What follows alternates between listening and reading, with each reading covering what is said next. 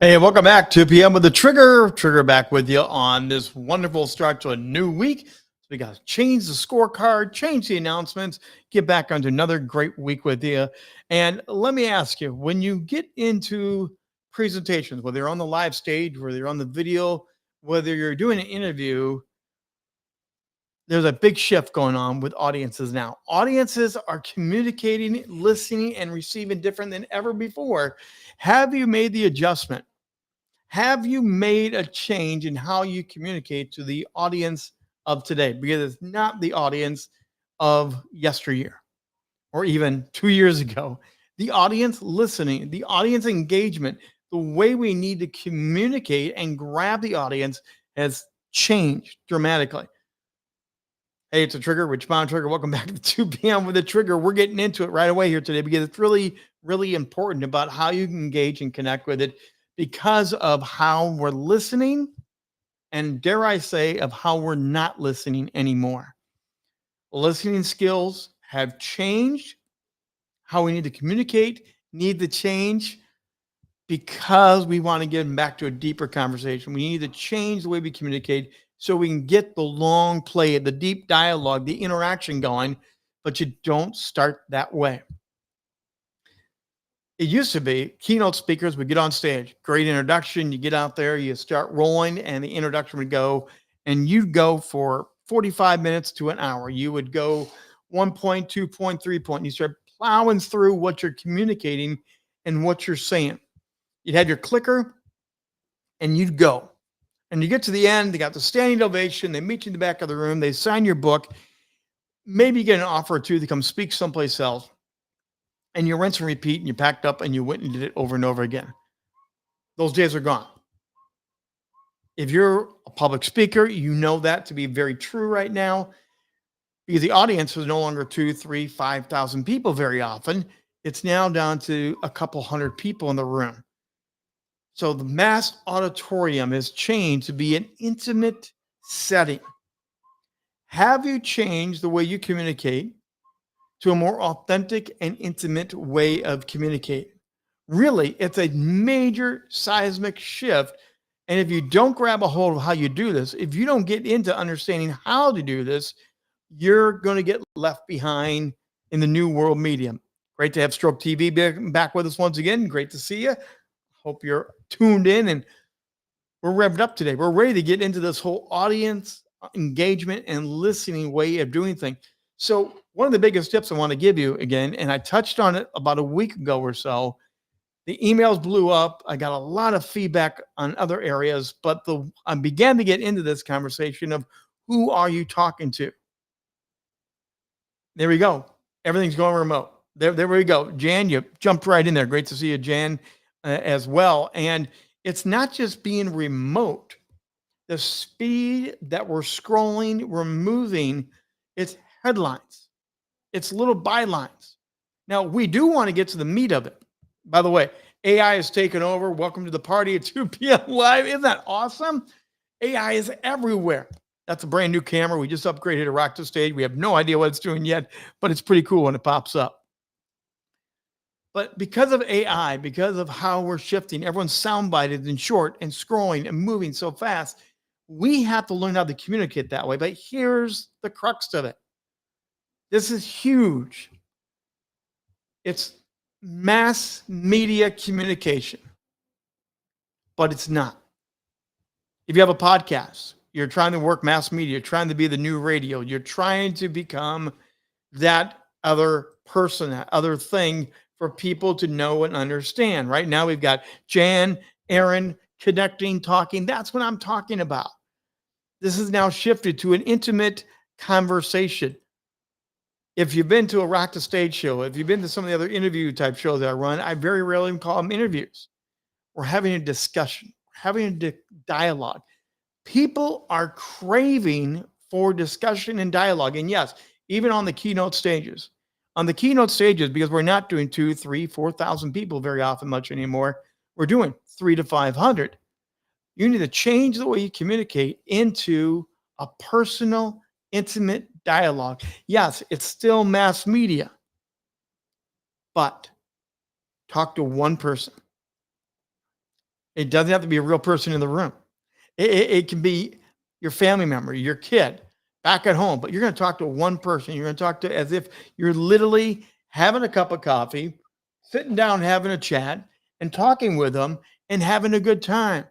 You literally want to turn your communication style into an intimate pull up the bar stool. Let's sit down once again and let's talk like neighbors, like I did growing up. When I grew up, Sunday after church was the best time in the world. Most of us went to grandma and grandpa's. Now, my cousins, we all lived in the same city for the most part. So no matter where we were at on Sundays, everyone went to grandma and grandpa's. We played, we swam, we talked. It was fun. Other people from the church often came over and we invited different people because you wanted to be together with the people in an intimate conversation on the back porch with those that you knew. And we could talk about anything. Change the massive auditorium, change the speaking gallery, change your streaming podcast, change your streaming TV show into a sit down conversation and watch engagement go up because you're not going to be using hi, everybody. Great to have y'all here today. You're going to start talking like we talk here. Hi, Jan. Hi, Aaron. Great to have Stroke TV with us. You're going to start identifying and talking to people, even if you simply change the language to, I'm glad you're here. When I say I'm glad you're here, all everyone hears is talking to me. He's glad I'm here. The language twist pulls us into a relationship instead of just doing that long, quick power riff, and people are getting lost and lost, and communicators are suffering right now. This is a huge pivotal moment in public speaking, in broadcasting, in all the communication areas. I've lived my life. Now more than ever, we are pivoting into intimate and authentic. So what are you doing to create the intimate and authentic with what you're creating? Are you writing a blog and talking in third, fourth person? Or are you writing the blog? You are the authority. You are the expert. You're not bragging. You're not boasting, but you're talking and writing a pen. Remember pen letters? I had a pen pal. I had a Star Trek pen pal when I was a young kid. I was in northern Indiana and he was in southern Kentucky. And I had a Star Trek pen pal. And we would write back and forth and science fiction and Star Trek and Spock and our favorite episodes. And it was great. It was wonderful. We sent pictures. We wrote back and forth. But now with your blogs, now with your newsletters, turn it into that personal conversation one-to-one. You're still going to send it to maybe perhaps 1,000, 2,000 people. But what you want to do is you want to make it feel like you're talking to each into person one by one by one. Now, the other thing you want to do when you're into this more intimate, authentic communication is, and I'm seeing this a lot, and it always creeps up. We always love to brag on ourselves. Who doesn't like to brag on themselves? Who doesn't like to admit, I'm a rock star, I'm good, I know this stuff better than anybody? Hey, you want to be a go-to expert.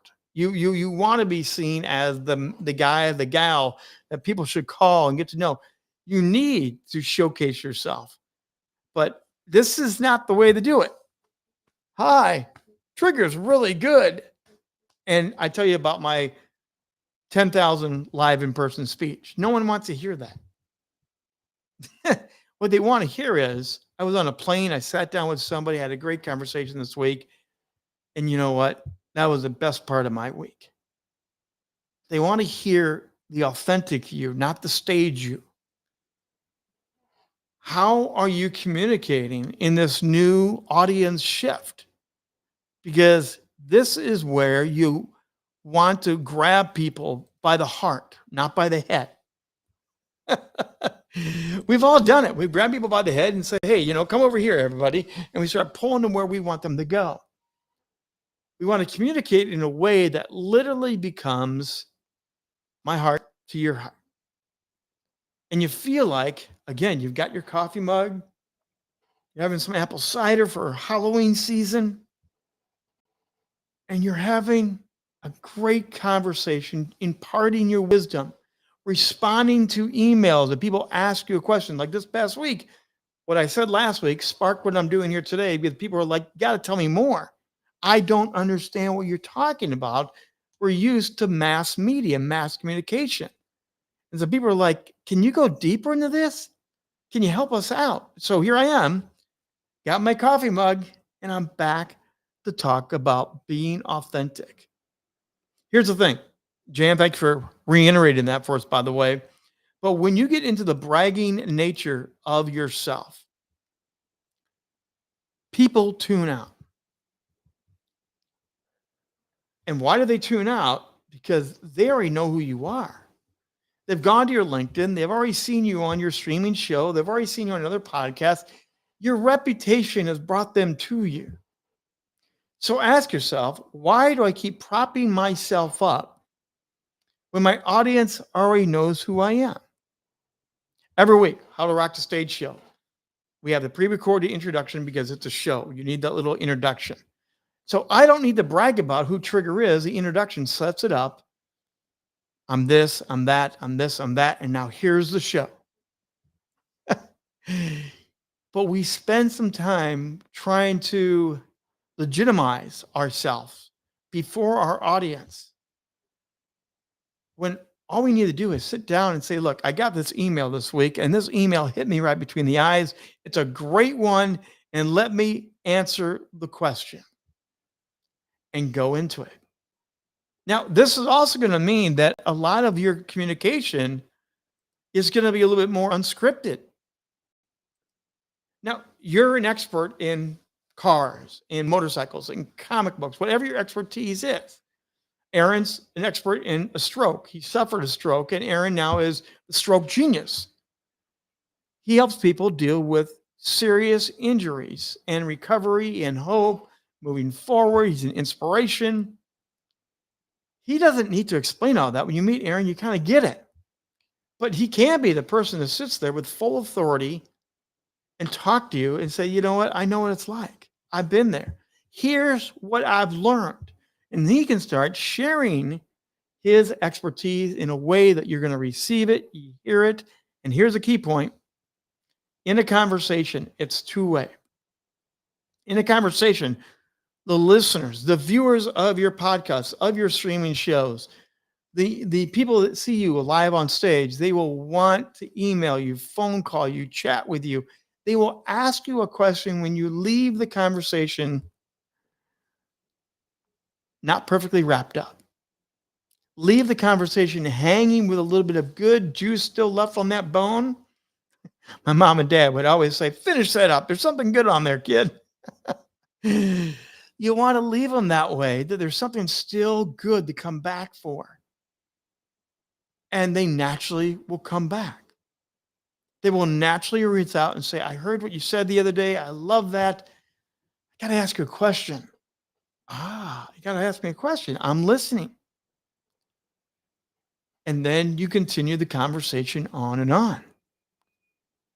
I've done this in live theater. I've done this on live stage. I've done this through our streaming shows, and we want to keep getting better and better at doing this. But this is the change of our new time. Even watch news. News has been talking heads, talking heads, talking heads. Some of the best journalism shows are you sit down one-on-one and you have a conversation. And you get into the meat. Yes, you're going to do a soundbite. Yes, you're going to do something to tease it up. Yes, you're going to grab people's attention because we're all scrolling as fast as it can be. But once you get them in the room, slow down and get authentic and get real and dive into the issues, the story, the people. Are you ready to get authentic? Are you ready, like Aaron just said, to not be talking heads? We're tired of talking heads, aren't we? We're tired of that. The audience is craving an intimate connection with you, the expert, the authority in whatever you are in. Yes, they can download a PDF. Yes, they can read your next book. But they want more of an intimate relationship with you. We're going to talk more about this week. We're going to talk more about how you can turn your language, your style, how can you come alive more on camera with just being you.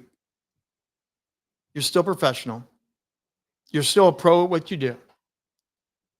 But how can we break the glass and move everybody into my grandfather's backyard and have a great time every day together at 2 p.m. live or at Rock the Stage or whatever your form of meeting is for you? What can you do to invite them, to slide them up, and let's a good time learning together, listening together, and communicating one on one? That's going to do it today. It's a trigger. Rich Bontrager will be back here tomorrow. And come back and join the conversation. Drop into the chat like many people do throughout our visitations here at 2 p.m. Eastern Time. You want to come in and be a part, come and join us. We'll see you back here at 2 p.m. Eastern Time live, 2 p.m. with the trigger